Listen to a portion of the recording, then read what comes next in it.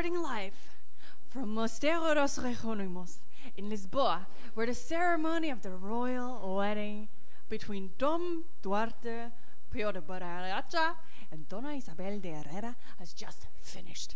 Several representatives, that was wrong, from European royal families were invited, as well as heads of state and members of Portuguese nobility. A crowd has gathered here in Belém to see the royal couple.